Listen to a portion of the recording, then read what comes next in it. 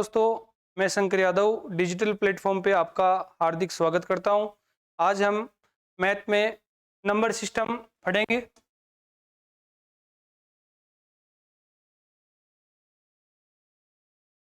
Number system में सबसे पहले संख्याओं के बारे में देखेंगे कि सम संख्या, विषम संख्या, भाज्य, अभाज्य, प्राकृत संख्याएं क्या होती है। तो सबसे पहले आपके इसमें आएगी प्राकृत संख्याएं।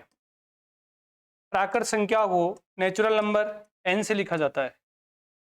वे संख्याएं जो काउंटिंग के लिए काम में ली जाती है, गणना करने के लिए काम में ली जाती है, उन्हें प्राकृत संख्याएं कहते हैं। प्राकृत संख्याएं आपके 1 से शुरू होती है, 1, 2, 3, 4, 5 और अनंत तक होती है। ये आपके कहलाती है प्राकृत संख्याएं। उसके बाद में अगली आती है आपके पूर्ण संख्याएं यानी होल नंबर।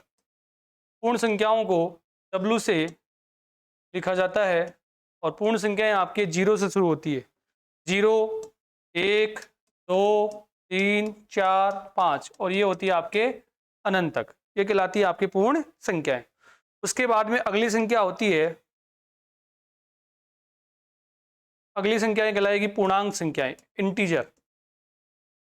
पूर्णांक संख्याओं को Z या I से व्यक्त किया जाता है। इसमें आपके 0, 1, 2, 3, 4 अनंत तक होती है। इसी प्रकार ऋणात्मक -1, -2, -3, -4, इस प्रकार आपकी ये पूर्णांक नंबर होते हैं, इंटीजर होते हैं। ये कहलाते हैं आपके 1 से लेके धनात्मक पूर्णांक अनंत तक, और -1, -2, -3 ये कहलाते हैं आपके ऋणात्मक यानी नेगेटिव इंटीजर कहलाते हैं। ये कहलाती हैं आपकी पूर्णांक संख्याएं। उसके बाद में अगला आता है आपका सम यानी इवन नंबर। सम संख्या इवन नंबर और विषम संख्या ऑड नंबर।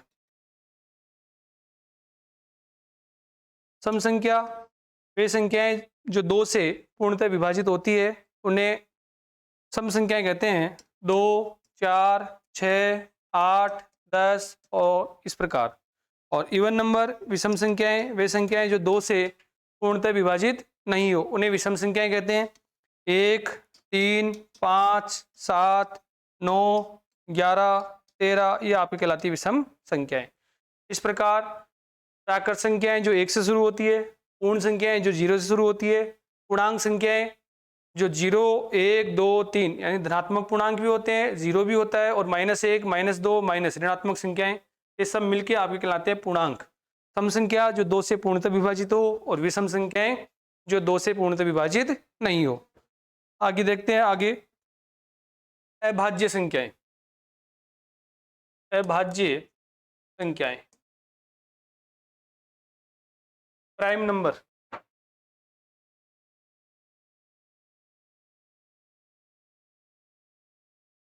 प्राइम नंबर वे संख्याएं जिनके केवल और केवल 2 गुणनखंड होते हैं, या ये कह सकते हैं कि वे संख्या जो स्वयं तथा 1 से विभाजित हो। स्वयं तथा 1 से विभाजित हो, उन्हें कहते हैं अभाज्य संख्याएं। या वे संख्याएं जिनके केवल 2 गुणनखंड होते हैं, जिनके केवल 2 गुणनखंड होते हैं, 2 गुणनखंड होते हैं, उन्हें कहते हैं अपन अभाज्य यानी प्राइम नंबर कहते हैं। जैसे सबसे पहले आती है आपकी अभाज्य संख्याओं में 2।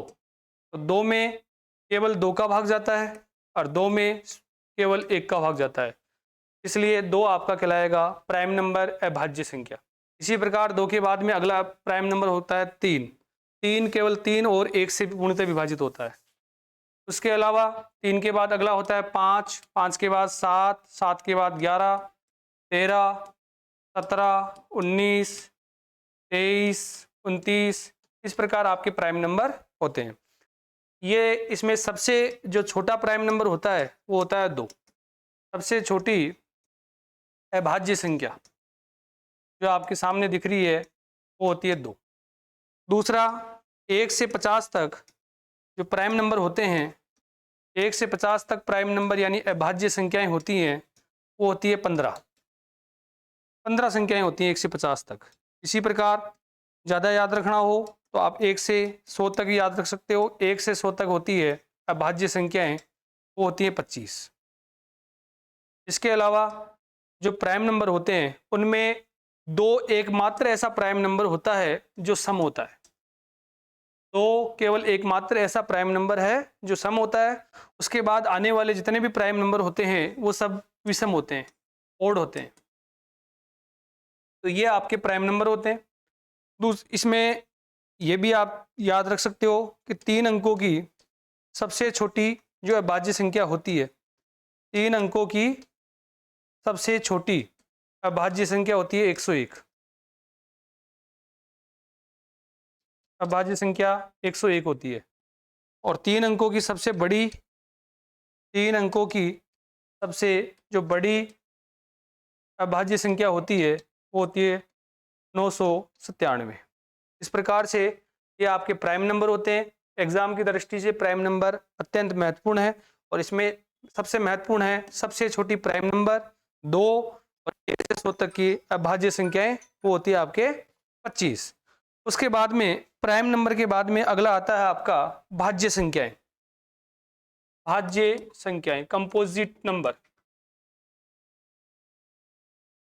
भाज्य संख्याएं वे संख्याएं जिनके जिनके 2 से अधिक गुणनखंड होते हैं। 2 से अधिक यानी आप कह सकते हो कि 3 या 3 से अधिक गुणनखंड होते हैं। 3 या 3 से अधिक गुणनखंड होते हैं, उन्हें कहते हैं अपन भाज्य संख्याएं। या वे संख्याएं जो अभाज्य नहीं है वो कहलाती है आपकी भाज्य संख्याएं। जैसे एग्जाम्पल के तौर पे सबसे छोटी भाज्य संख्या होती है 4। 2 और 3 अभाज्य संख्या है। उसके बाद जो संख्या बची वो बची आपके पास 4। 4 के पास बाद में बचती है 6। 6 के बाद में आपके 8। 8 के बाद 9। 9 के बाद 10। 10 के बाद 12। 14। ये आपके कहलाते हैं क्या? भाज्य संख्याएं कहलाती है। तो इसमें सबसे छोटी जो भाज्य संख्या होती है वो 4 होती है। सबसे छोटी, याद रखने की जो बात है, वो सबसे छोटी भाज्य संख्या वो क्या होती है आपके? 4 होती है। इसके अलावा बात करें अपन 1 की, तो 1 में केवल 1 का भाग जाता है, इसलिए 1 के गुणनखंडों की संख्या, 1 के गुणनखंडों की संख्या कितनी होगी? 1 होगी। 1 के गुणनखंडों की संख्या 1 होगी। इस वजह से ये ना तो आपका प्राइम नंबर होगा, यानी ना तो अभाज्य संख्या होगी और ना ही ये भाज्य संख्या होगी, क्योंकि अभाज्य संख्या होने के लिए आपके गुणनखंडों की संख्या 2 होनी चाहिए और भाज्य संख्या होने के लिए गुणनखंडों की संख्या 3 या 3 से ज़्यादा होनी चाहिए। इसलिए 1 ना तो आपका अभाज्य संख्या होती है और न ही आपकी भाज्य संख्या होती है। इस प्रकार 1 ना प्राइम नंबर है ना कंपोजिट नंबर है। उसके बाद में आगे आती है आपके वास्तविक संख्याएं। वास्तविक संख्याएं, रियल नंबर। वास्तविक संख्याएं 2 प्रकार की होती है, जिन्हें अपन कहते हैं परिमेय, रेशनल और इरेशनल नंबर। वास्तविक संख्या, रियल नंबर, आर से लिखते हैं इनको। ये 2 प्रकार की होती है, जिन्हें एक कहते हैं परिमेय, रेशनल नंबर।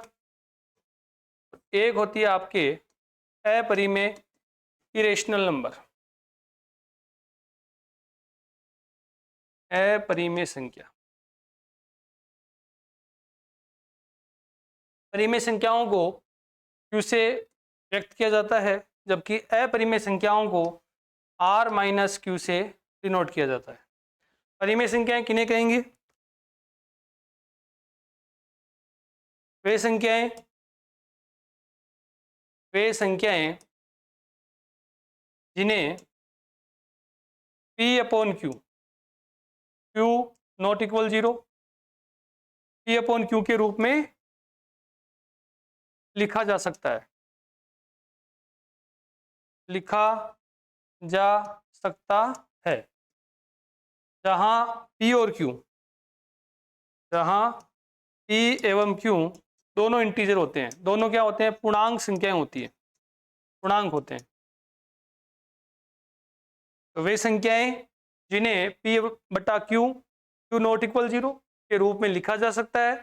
जहाँ पी और क्यू दोनों पूर्णांक होते हैं उन्हें कहते हैं परिमेय संख्याएं, और अपरिमेय संख्याएं वे संख्याएं जिन्हें पी बटा क्यू के रूप में नहीं लिखा जा सकता। वे संख्याएं जिन्हें पी अपॉन क्यू के रूप में नहीं लिखा जा सकता, नहीं लिखा जा सकता है, उन्हें कहते हैं अपरिमेय संख्याएं। जैसे एग्जाम्पल,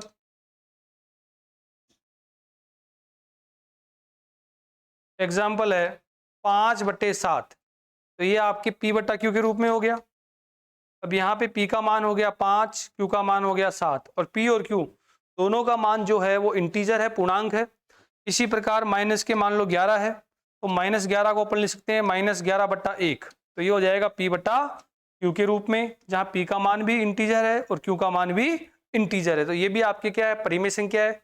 इसी प्रकार बात करें अपन 0 की, तो 0 को लिखा जा सकता है 0/1, तो ये हो गया आपका पी बटा क्यू के रूप में, जहाँ पी का मान 0 है और क्यू का मान 1 है।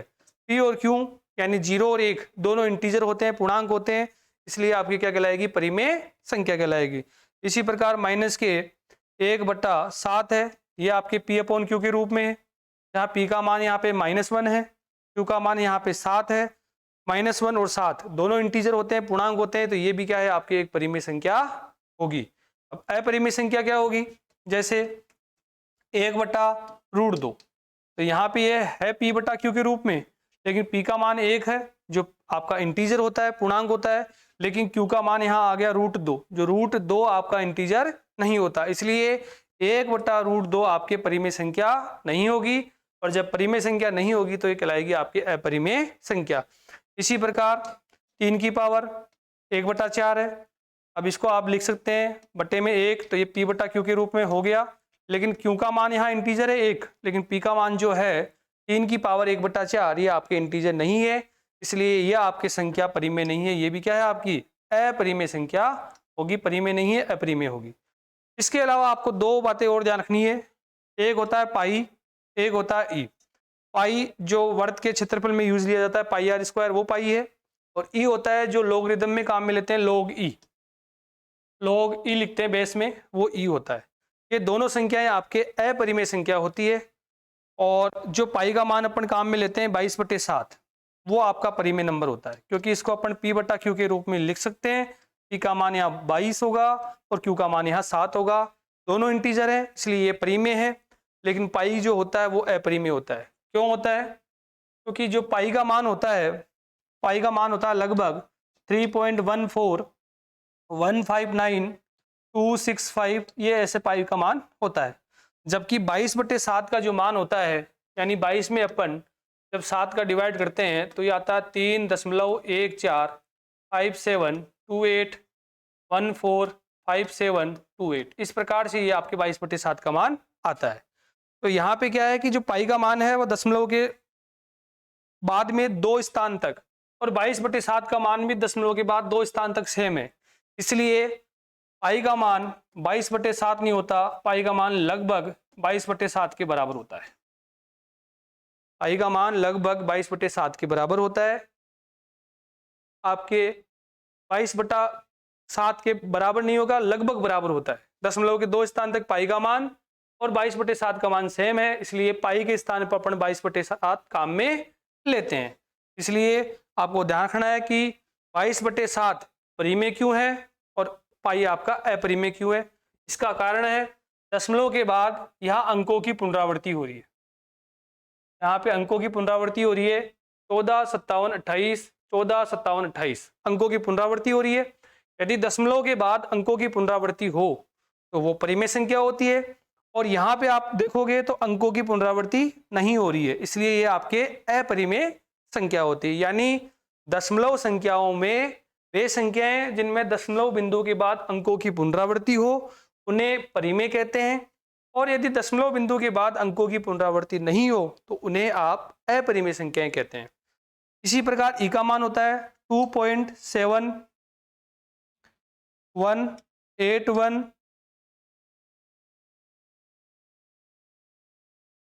82, 81, 83, ऐसे आपके पास इसका ई का मान होता है। तो यहाँ भी आप देखोगे तो दशमलव बिंदु के बाद अंकों की पुनरावृत्ति नहीं हो रही है, इसलिए आपके ई भी क्या होता है, अपरिमेय संख्या होती है। इस प्रकार से आपके आई और ई दोनों अपरिमेय संख्याएं होती हैं, क्योंकि इसमें दशमलव बिंदु के बाद अंकों की पुनरावृत्ति नहीं होती है, जबकि 22/7 में अंकों की पुनरावृत्ति होती है, इसलिए ये क्या है, एक परिमेय संख्या है। देखो दशमलव संख्याओं में, दशमलव संख्या में यदि दशमलव बिंदु के बाद, दशमलव बिंदु के बाद अंकों की पुनरावृत्ति हो, अंकों की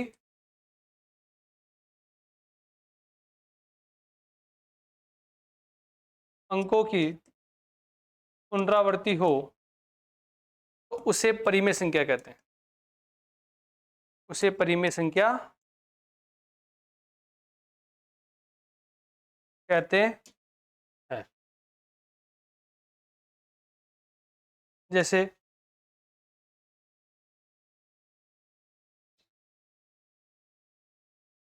1.732, ये आपके अनंत तक चलेगा। तो इसमें दशमलव बिंदु के बाद आपका अंक 732 की पुनरावृत्ति हो रही है, इसलिए आपके क्या कहलाएगा, ये परिमेय संख्या। इसी प्रकार 0.81, 81, 81, 81 ये भी आपके अनंत तक चलेगा, इसमें भी आपके 81 की पुनरावृत्ति हो रही है, इसलिए ये भी क्या कहलाएगी, परिमेय संख्या कहलाएगी। जबकि दशमलव बिंदु के बाद दशमलव संख्या में यदि दशमलव बिंदु के बाद दशमलव बिंदु के बाद अंकों की पुनरावृत्ति नहीं हो, अंकों की पुनरावृत्ति नहीं हो, तो उसे अपरिमेय संख्या कहते हैं, इरेशनल नंबर कहते हैं।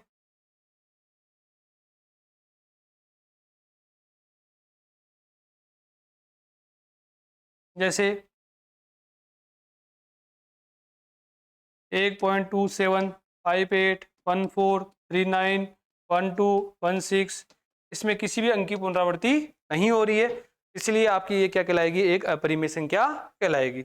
इसी प्रकार और भी कोई अंक संख्या ले सकते हैं, दशमलव संख्या 0.1672851469, ऐसी दशमलव संख्या जिसमें दशमलव बिंदु के बाद अंकों की पुनरावृत्ति नहीं हो, वो सभी आपके अपरिमेय इरेशनल नंबर कहलाएगा। और दशमलव बिंदु के बाद यदि अंकों की पुनरावृत्ति होगी तो वो आपके परिमेय संख्या रेशनल नंबर कहलाएगा। इस प्रकार से आपकी ये संख्याएं होती हैं। अब उसके बाद में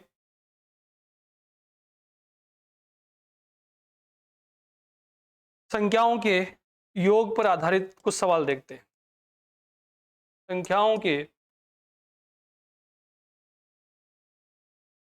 योग पर आधारित प्रश्न, जैसे प्रथम तो प्राकृत संख्याओं का योग, प्रथम 100 प्राकृत संख्याओं का योग होगा, यानी प्रथम जो 100 आपके नेचुरल नंबर है उनका योग क्या होगा। तो प्रथम 100 जो प्राकृत संख्याएं होती हैं वो आपके 1 से शुरू होगी, 1, 2, 3, 4 और ऐसे कहाँ तक होगी, 100 तक होगी। अब इसका योग ज्ञात करने का जो ट्रिक होती है, तो ट्रिक होती है वो तभी काम करेगी जब आपके निकटतम दो अंकों के बीच का जो ये अंतर है, ये अंतर आपका सेम होना चाहिए। जैसे यहाँ पे 1 का अंतर है, यहाँ भी 1 का अंतर है, यहाँ भी 1 का अंतर है। यदि निकटतम दो अंकों के बीच में अंतर समान है तो अपन इस ट्रिक के द्वारा किसी भी सीरीज का योग ज्ञात कर सकते हैं। तो इसका योग ज्ञात करने का जो सूत्र होता है वो होता है प्रथम संख्या प्लस अंतिम संख्या डिवाइड में आपके 2 इंटू नंबर ऑफ टर्म्स यानी पदों की संख्या। पदों की संख्या या आप इसको कह सकते हैं कुल संख्याएं, कुल संख्या, पदों की संख्या या कुल संख्या, इसके द्वारा अपन इसका योग ज्ञात कर सकते हैं।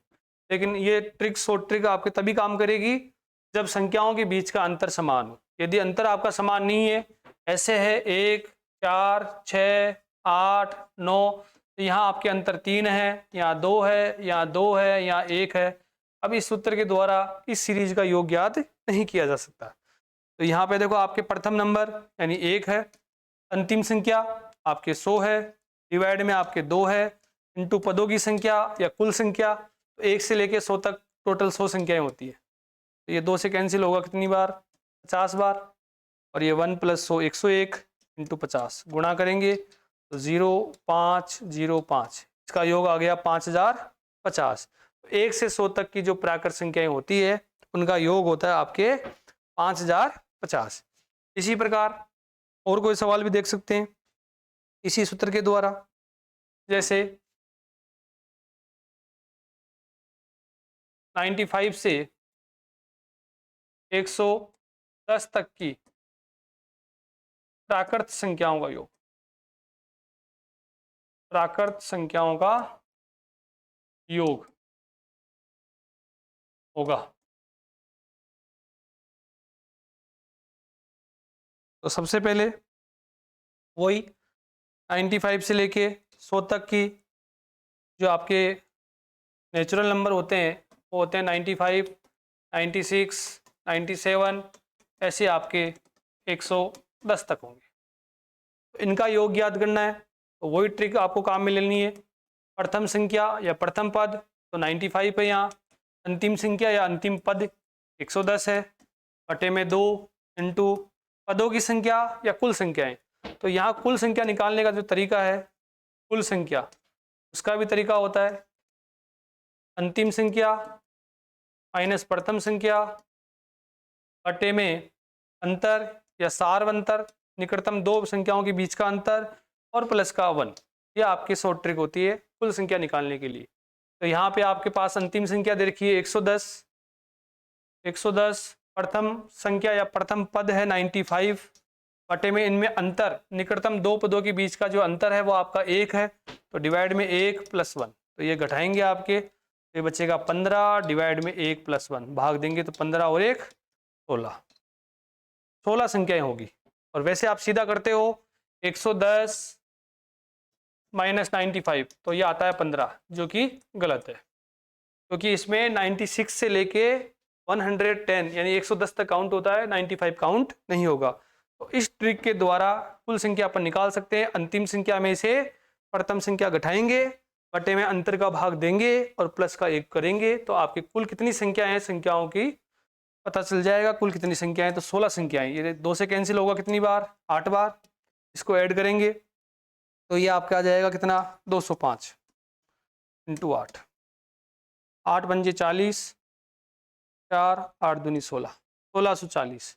तो 95 से लेकर 110 तक की जो प्राकृत संख्याएं होती है उनका योग होगा 1640 होगा।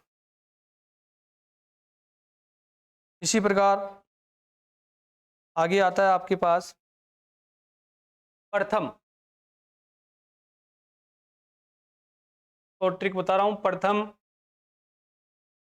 प्रथम n विषम संख्याओं का योग, प्रथम n विषम संख्याओं का योग, ये होता है आपके n² + n, और प्रथम n सम संख्याओं का योग, सॉरी, ये होगा आपके केवल n², और प्रथम n सम संख्याओं का योग ये होगा आपका n² +, एग्जाम्पल के तौर पे देखो, जैसे एग्जाम में सवाल आता है कि प्रथम 15 विषम संख्याओं का योग, प्रथम 15 विषम संख्याओं का योग, ये ट्रिक तभी काम में करेगी जब प्रथम के लिए बोला गया हो। प्रथम का मतलब विषम संख्या 1 से शुरू होती है। यदि प्रथम 1 से शुरू हो रही है तो प्रथम की जो 15 विषम संख्याएं हैं, फर्स्ट 15 इवन नंबर है, उनका योग पूछेगा तो ये हो जाएगा n स्क्वायर, यानी आपके 15 का स्क्वायर यानी 225। इस प्रकार से अपन इस ट्रिक के द्वारा प्रथम n विषम संख्याओं या प्रथम n सम संख्याओं का योग ज्ञात कर सकते हैं। इसके अलावा जो ट्रिक मैंने पीछे बताई उससे भी अपन इसका योग ज्ञात कर सकते हैं। अब आप यहां देखोगे तो प्रथम 15 जो विषम संख्या होगी वो होगी आपके 1 से होगी, 1 के बाद 3, 3 के बाद 5, 5 के बाद 7, और जो 15 नंबर की विषम संख्या होगी वो आपकी होगी कितनी, 29 होगी। 30 तक, 1 से लेके 30 तक आधी सम होती है और आधी विषम होती है, तो 15वीं जो विषम संख्या होगी वो आपकी होगी 29 होगी। अब इसका योग ज्ञात करना है, उसी ट्रिक से कर सकते हैं अपन। प्रथम यहाँ 1 है, अंतिम यहाँ 29 है, डिवाइड में 2 इंटू पदों की संख्या या कुल संख्या है, तो ये आपके लिखा हुआ है कितनी संख्याएं, 15 संख्याएं हैं, तो ये आपका हो जाएगा 1 और 29, 30 हो जाएगा, 2 से काटेंगे तो 15 और ये गुणा में 15, तो 15 गुणा 15 225। इस ट्रिक से भी अपन इसका योग ज्ञात कर सकते हैं, लेकिन इस ट्रिक में आप सीधा निकाल सकते हो यदि प्रथम n विषम संख्याएं हैं तो n स्क्वायर, और प्रथम n सम संख्याएं हैं तो उनका योग होता है n स्क्वायर प्लस n। तो ये ट्रिक तभी काम करेगी जब आपके प्रथम के लिए बोला हो। प्रथम का मतलब 1 से शुरू हो विषम संख्याएं, और प्रथम का मतलब यहाँ सम संख्याएं 2 से शुरू हो।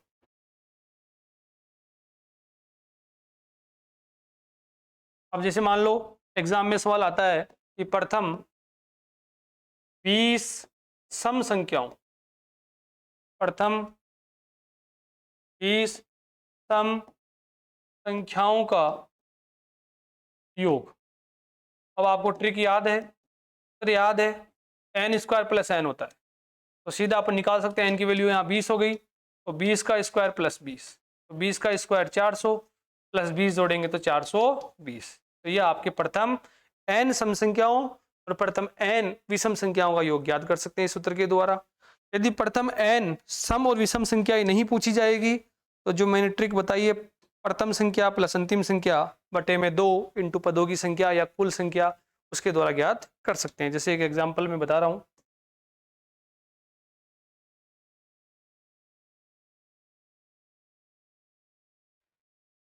ग्यारह से 75 तक की सम संख्याओं का योग, सम संख्याओं का योग। तो यहाँ देखो आपके 11 से लेकर 75 तक की जो सम संख्याएं होती हैं वो होती है 12, 12 के बाद 14, 14 के बाद 16, ऐसे आपके कहाँ तक होगी, 74 तक होगी।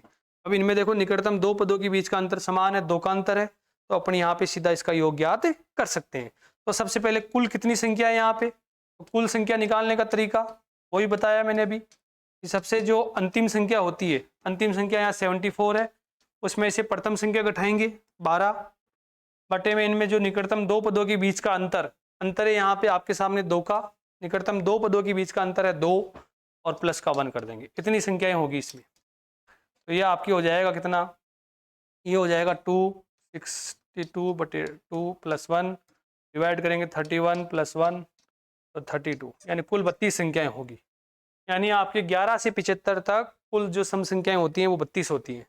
तो इसका योग निकालेंगे, तो योग याद करने का जो तरीका होता है, प्रथम संख्या यानी 12 प्लस अंतिम संख्या 74 डिवाइड में 2 इंटू कुल संख्या या पदों की संख्या 32, 2 से कैंसिल आउट होगा ये 16 बार, और ये आपका हो जाएगा 86 इंटू 16 से गुणा करेंगे तो 96 यानी 6 9 और 16 से 112, 16 128, 128 और 9 हो जाते हैं आपके 137। ये आ गया इसका योग 1376। इस प्रकार से अपन यदि प्रथम n या प्रथम n सम या विषम संख्या नहीं पूछेगा तो इस ट्रिक के द्वारा अपन किसी भी सीरीज का योग ज्ञात कर सकते हैं। उसके बाद में और एक सवाल देखते हैं जो ना सम है ना विषम है, किसी भी सीरीज में हो सकता है।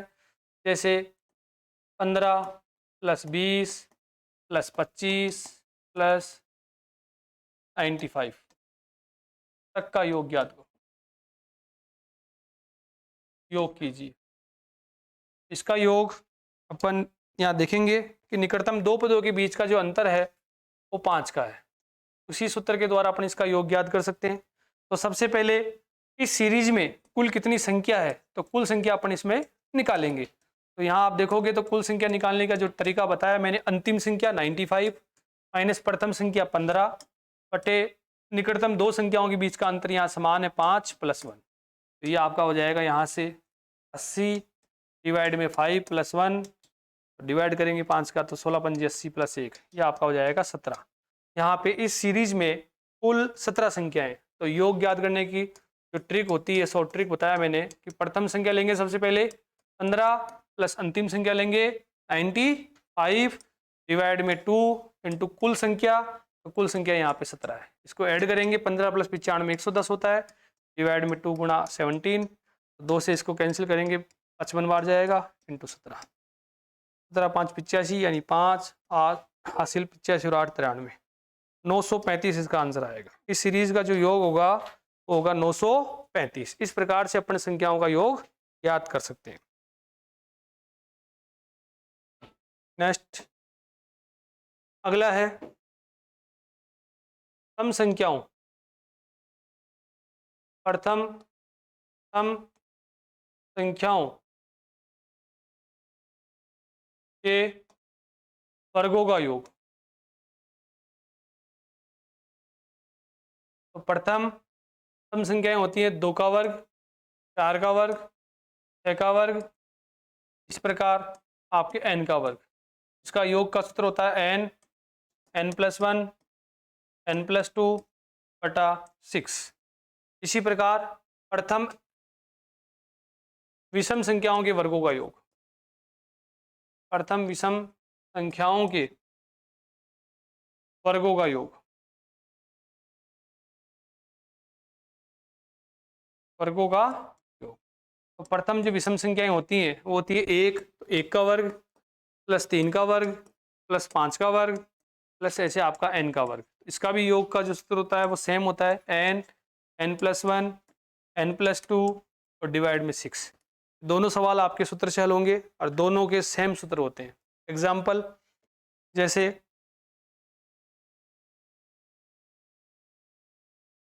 2 का वर्ग प्लस 4 का वर्ग प्लस 6 का वर्ग plus dot dot dot dot 20 का वर्ग, इनका वर्ग ज्ञात करना है। तो यहाँ पे n जो सबसे अंतिम संख्या आती है उसको n मानते हैं। तो यहाँ सबसे अंतिम संख्या आ रही है 20, तो n का मान 20 रख देंगे सूत्र में। तो 20 प्लस 1, n की वैल्यू 20 प्लस 2 बटे 6। तो ये आपके हो जाएगा 20 और 1 21, 20 और 2 22 डिवाइड में 6। 3 से काटेंगे 2 बार, 3 से काटेंगे 7 बार, 2 से काटेंगे 10 बार। तो ये आ जाएगा 4 15 1540 आ जाएगा। गुणा करेंगे तीनों को तो ये आपके आ जाएगा 1540। इसी प्रकार जैसे 1 का स्क्वायर प्लस 3 का स्क्वायर प्लस 5 का स्क्वायर, और ऐसे आपको मान लो 15 तक का स्क्वायर निकालना हो, 15 तक की विषम संख्याओं के वर्गों का जोड़ करना हो, योग करना हो, तो यहाँ भी जो अंतिम संख्या होगी उसी को n मानते हैं। तो n का मान हो गया 15, तो यहाँ रख देंगे 15, यहाँ रखेंगे सूत्र में 15 + 1 तो 16, 15 + 2 तो 17 और डिवाइड में आपका 6। 3 से काटेंगे वही 2 बार, 3 से काटेंगे कितनी बार 5 बार, 2 से काटेंगे 8 बार। 8 गुणा 5 होते हैं 40, 40 गुणा 17 होता है कितना 0, 17 चौको 68 680। इस प्रकार से अपन प्रथम सम संख्याओं के वर्गों का योग या प्रथम विषम संख्याओं के वर्गों का योग ज्ञात कर सकते हैं। इसी प्रकार प्रथम n प्राकृत संख्याओं के वर्गों का योग। प्रथम n प्राकृत संख्याओं के वर्गों का योग। प्रथम n प्राकृत संख्याओं के वर्गों का योग, जैसे 1 का वर्ग, 2 का वर्ग, 3 का वर्ग, 4 का वर्ग, 5 का वर्ग, 6 का वर्ग, ऐसे आपके n तक का वर्ग ज्ञात करना। इसका सूत्र होता है n, n plus one, 2n+1 divide में 6, ये इसका सूत्र होता है। इस सूत्र के द्वारा अपन प्रथम n प्राकृत संख्याओं के वर्गों का योग ज्ञात कर सकते हैं। जैसे एग्जांपल, 1 का वर्ग, 2 का वर्ग, 3 का वर्ग, और ऐसे मान लो आपको ज्ञात करना हो 20 तक का वर्ग।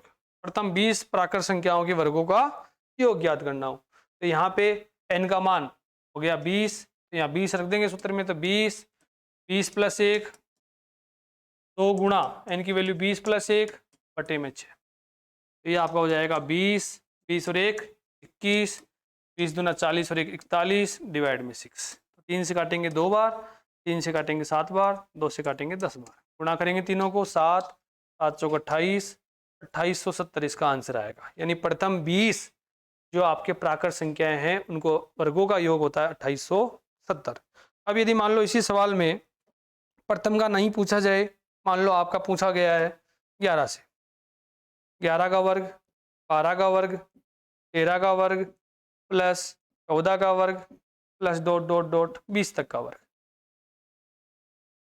यदि प्रथम प्राकृत संख्याओं का वर्ग नहीं पूछा जाए, मान लो 11 से पूछा जाए कि 11 का वर्ग, 12 का वर्ग, 13 का वर्ग, 14 का वर्ग, ऐसे 20 तक की प्राकृत संख्याओं के वर्गों का योग क्या होगा, तो ये सूत्र आपका तभी काम करेगा या सूत्र तभी लगाएंगे जब ये 1 से शुरू हो। कहाँ से शुरू हो? 1 से। तो पहले अपन क्या करेंगे, 1 से 20 तक की प्राकृत संख्याओं के वर्गों का योग निकालेंगे।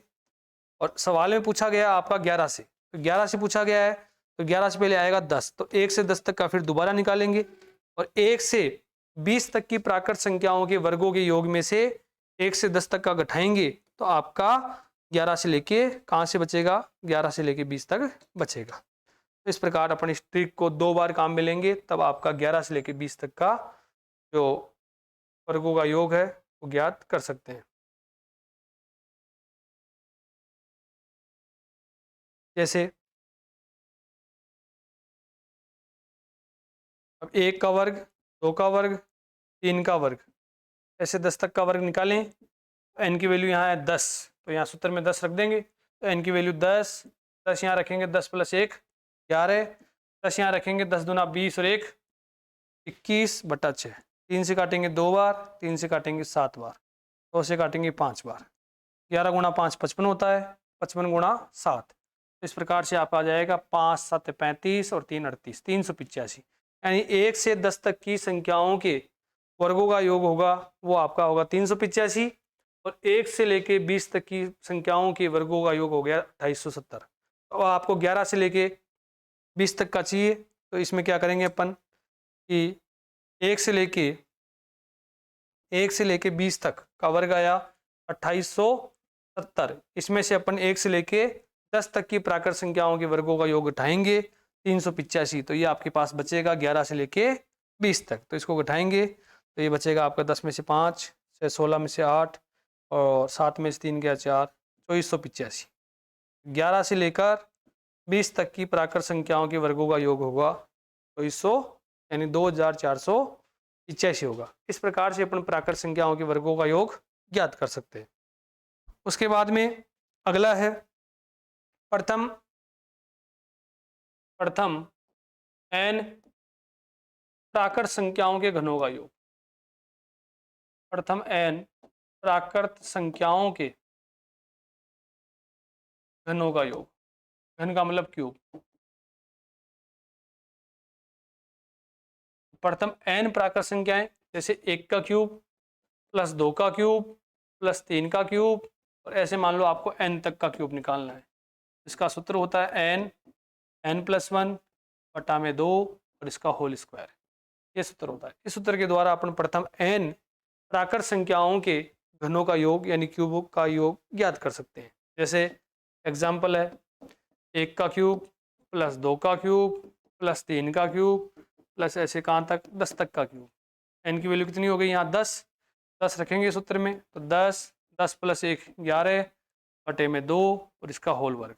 2 से काटेंगे कितनी बार 5 बार, और 11 गुणा 5 होते हैं 55, और 55 का अपन वर्ग करेंगे तो 5 का वर्ग 25 और गुणा कर देंगे सीधा 6 पंजे 30, 55 का वर्ग आएगा 3025। इस प्रकार से प्रथम 10 प्राकृत संख्याओं के घनों का योग आएगा 3025।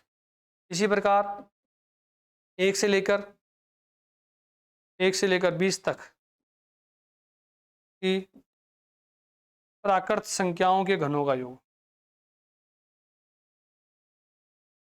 प्राकृत संख्याओं के घनों का योग ज्ञात कीजिए, योग कीजिए। तो यहाँ पे आपके 1 का क्यूब प्लस 2 का क्यूब प्लस 3 का क्यूब प्लस ऐसे आपको 20 तक का क्यूब करना है।